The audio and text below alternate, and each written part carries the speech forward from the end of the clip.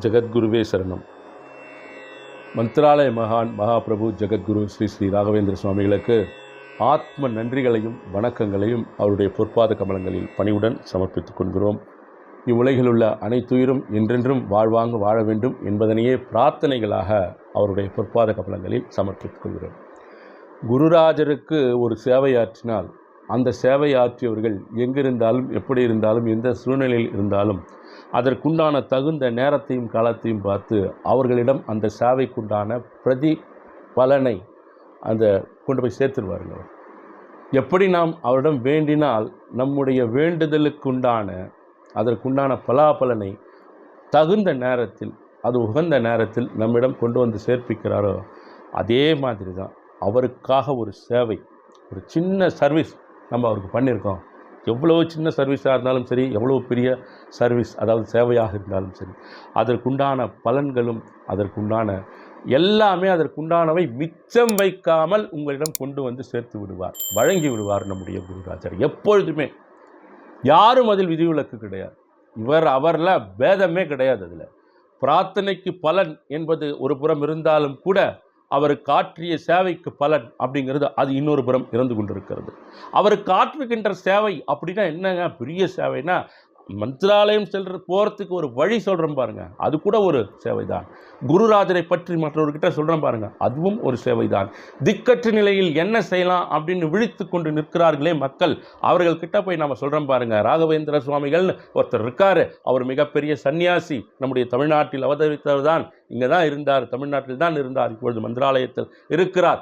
ஜீவ பிருந்தாவன பிரவேசம் செய்திருக்கிறார், அந்த இடத்தில் தான் ஜீவனோடு அமர்ந்திருக்கிறார். அவரிடம் சென்று உங்களது குறைகளை சொல்லுங்கள், நிச்சயம் அந்த கருணாமூர்த்தி உங்களுக்கு அருள் புரிவார் அப்படின்னு நம்ம சொல்கிறோம் பாருங்க, அதுவும் சேவைதான். இந்த மாதிரி சேவையாற்றிருக்கக்கூடிய நபர்கள் அவர்கள் தகுந்த நேரத்தில் அதற்கு உகந்த நேரத்தில் அதற்குண்டான பலாபலனை குருராஜரிடமிருந்து பெற்றுவிடுகிறார்கள். சமீபத்தில் மதிப்பிற்குரிய திரு சத்சங்கம் ஸ்ரீ ஸ்ரீனிவாசதாசர் ஐயா அவர்கள் ராகவேந்திர பக்த உலகில் நன்கு அறியப்பட்ட ஒரு முகம்.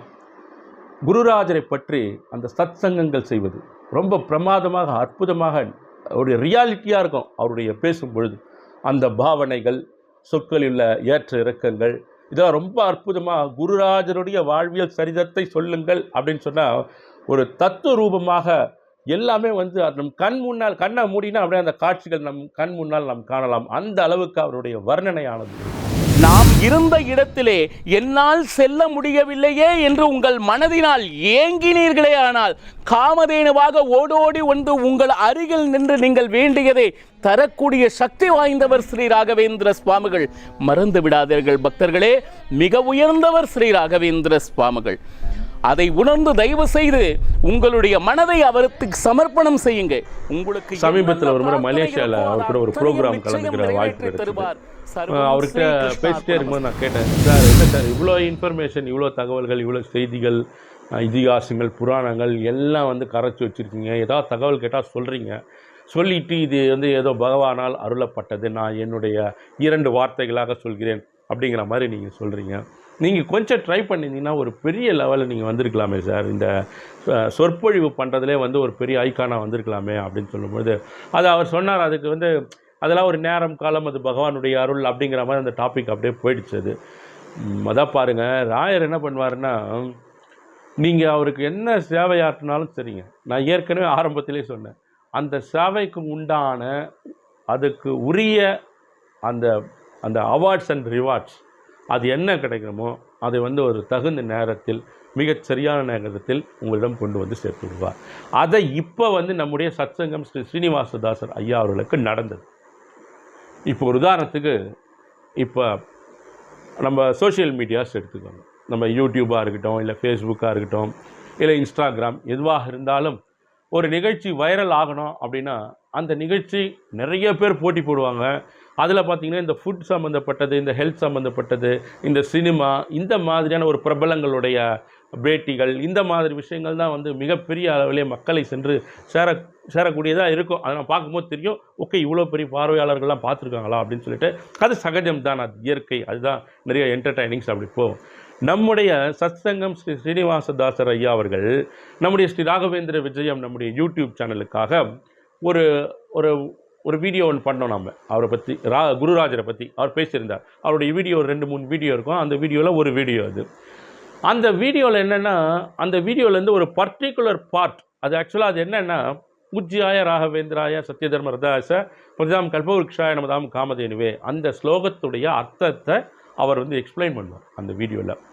அதில் வந்து காமதேனு பற்றி சொல்லும்போது இந்த பசுவை பற்றி சொல்வார், மாடு பற்றி, பசு மாடு பற்றி அதில் சொல்லுவார் அவர், கோமாதா அந்த டாப்பிக்கில் வரும். அது நாம் அந்த சொற்றொடரை மட்டும் கட் பண்ணி அதை வந்து என்ன பண்ணோன்னா நம்ம ஃபேஸ்புக்கில் ஒரு ரீலாக வந்து நம்ம அதை போட்டோம்.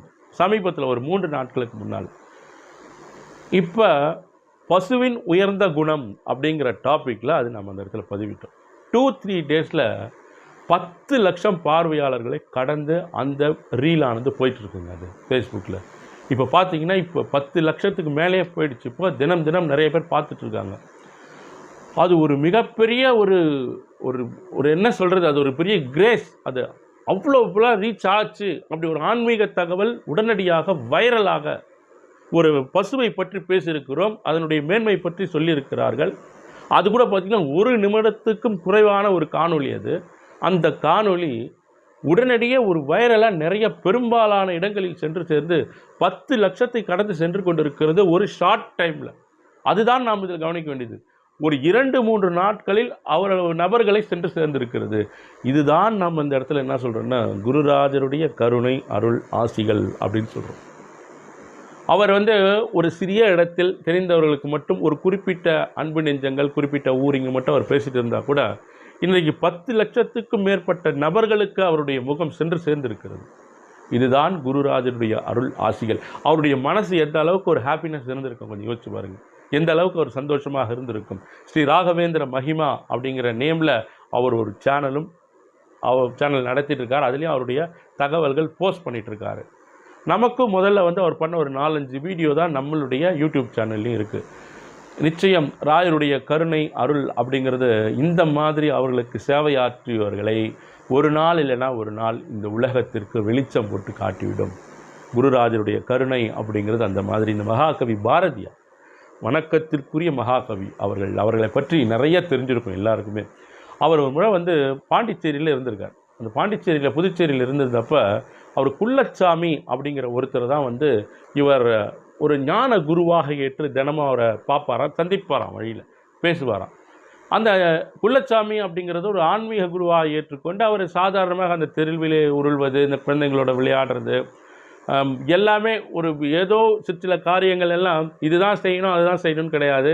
நிறைய பேசுவார், ஏதோ பேசுவார், சிலது புரியும் சிலது புரியாது. இந்த மாதிரி ஒரு ஞானவானாக சுற்றி திரிந்திருக்கிறார். இவர் வந்து நம்முடைய மகாகவி அவர்கள் எப்பொழுதும் அவரை பார்த்து ஒரு வணக்கம் சொல்வது வழக்கம். ஒரு நாள் வந்து இந்த குள்ளச்சாமி அவர்கள் இந்த கந்தை துணிகள் எடுத்து தன்னுடைய முதுகிலே மூட்டையாக சுமந்து கொண்டு நடந்து போயிட்டு இருந்திருக்கார். அப்போ நம்ம மகாகவி அவர்கள் கேட்டிருக்காரு, ஏங்க அது பின்னாடி வந்து இந்த கந்த துணிகளை வச்சுட்டு நீங்கள் சுற்றிட்டு இருக்கீங்க, ஏன் அது வீணான பாரம் தானே, அது இறக்கிட வேண்டியது தானே அப்படின்னு கேட்டிருக்காரு. அப்போ அதுக்கு குள்ளச்சாமி சொல்லியிருக்கிறார், நான்னா பரவாயில்ல, இந்த கந்த துணிகளை என்னுடைய முதுகில் தான் சுமந்து கொண்டிருக்கிறேன், நீங்கள்லாம் வேண்டாத தேவையில்லாத உங்கள் உள்ளத்திலே சுமந்து கொண்டிருக்கிறீர்கள் அப்படிங்கிற மாதிரி சொல்லிட்டு போயிருக்கார். அப்போ அது பாரதியார் அதை பற்றி சொல்கிறார், நம்ம தேவையற்ற அவசியமற்ற எதற்கும் உபயோகமற்ற முடிந்து போன தீர்வே எட்ட முடியாத பல விஷயங்களை இன்னும் நம் நெஞ்சத்தில் சுமந்து கொண்டு ஒவ்வொரு ஊர்களுக்கும் வலம் வந்து கொண்டிருக்கிறோம். அதையெல்லாம் எடுத்து மொத்தமாக போட்டு இருந்துட்டு ஒரு புதியதாய் பிறந்தோம் அப்படிங்கிற எண்ணத்தோடு நாம் இருக்கணும் அப்படிங்கிற மாதிரி அந்த கதையில் வரும். இப்போ நான் என்ன சொல்கிறேன்னா, அதே தான் அந்த மாதிரி தேவையற்ற எண்ணங்கள், தேவையற்ற சிந்தனைகள், முடிந்து போன கதைகள், எதற்கும் தீர்வு கிடைக்காத பிரச்சனைகள், ஐயோ இவ்வளோ பெரிய தவறை நாம் இழைத்து விட்டோமா அப்படிங்கிற ஒரு குற்ற உணர்வோடு வாழுதல், அந்த மாதிரி எதுவாக இருந்தாலும் அதையெல்லாம் புறம் தள்ளிவிட்டு அந்த இடத்தில் குருராஜரை அமர வையுங்கள். குருராஜரை அமர வைத்து நிச்சயம் அவரை உங்களுடைய வணக்கத்திற்குரியவராக உங்கள் உள்ளத்திலேயே நீங்கள் இருத்தி கொள்ளுங்கள். உங்களுடைய எண்ணம், செயல், சிந்தனை எல்லாம் அவர் நம்மை கண்காணித்து கொண்டிருக்கிறார் என்கின்ற ஒரு பார்வையில் உங்களுடைய செயல்கள் அமையட்டும்.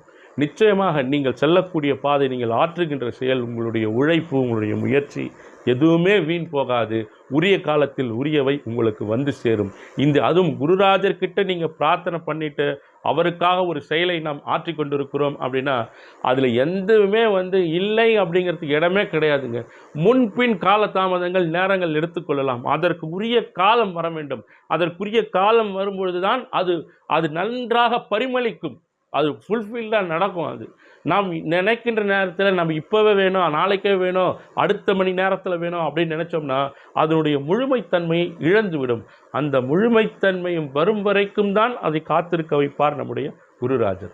அந்த நேரம் காலம் அப்படிங்கிறது வரும்போது நிச்சயமாக உங்களுக்கு உரியவைகள், உங்களது பிரார்த்தனைக்கு உண்டான பலன், உங்களது சேவைகளுக்கு உண்டான பலன் எல்லாவற்றையும் மிச்சம் வைக்காமல் உங்களிடம் கொடுத்து விடுவார் நம்முடைய மந்த்ராலய மகான் மகாபிரபு ஜெகத்குரு ஸ்ரீ ஸ்ரீ ராகவேந்திர சுவாமிகள். எண்ணத்தை தூய்மையாக வைப்போம். அதே மாதிரி அந்த சாமியார்கிட்ட கூட கேட்டிருக்கார், ஆன்மீகத்தில் போகிறவர்கள் முதலில் எந்த தொழிலை செய்ய வேண்டும் அப்படிங்கிற மாதிரி ஒரு கேள்வி கேட்டிருக்கிறார் மகாகவி. அதுக்கு அவர் என்ன சொல்லியிருக்காரு, நாக்கை வெளுக்க வேண்டும் அப்படின்னு இருக்காரு. நாக்கை வெளுக்க வேண்டும்னா என்ன வெளுக்கிறது? நாக்கன்னா இந்த பொய் சொல்றது, புறம் சொல்றது, மற்றவரை இகழ்ந்து பேசுறது, மற்றவரை சாபமிடுவது, எப்படி நாக்கு நரம்பு இல்லாமல் பேசுகிற பார்ப்பாங்க அப்படின்னு சொல்கிறாங்க இல்லைங்களா? அந்த மாதிரிலாம் பேசக்கூடாதுங்க. எந்த மைனஸான விஷயங்களும் எப்பொழுதுமே நம்ம பேசவே கூடாது. நன்றாக நினைவில் வைத்துக் கொள்ளுங்கள். அதில் ரொம்ப சுவாரஸ்யத்தை கூட்டி ரொம்ப இன்ட்ரெஸ்டாக நல்லா இருக்குது அப்படின்றதுக்காக அது பேசக்கூடாது. அந்த மாதிரி பேசினா என்ன ஆகுன்னா, நாம் பேசக்கூடிய அந்த பேச்சுக்கள் அனைத்தும் பதிவாகும், பிரபஞ்சத்தில் பதிவாகும், மீண்டும் அவைகளே நம்முள் உருவெடுக்கும் உண்மையை நிலைநாட்ட.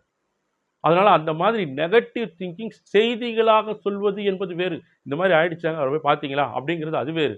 அதுலேயே ரொம்ப இன்ட்ரெஸ்ட் எடுத்து இப்படி ஆச்சு பார்த்தீங்களா, எனக்கு அப்போவே தெரியும் இப்படி தான் ஆகும், அந்த மாதிரி பேசவே பேசாதீங்க.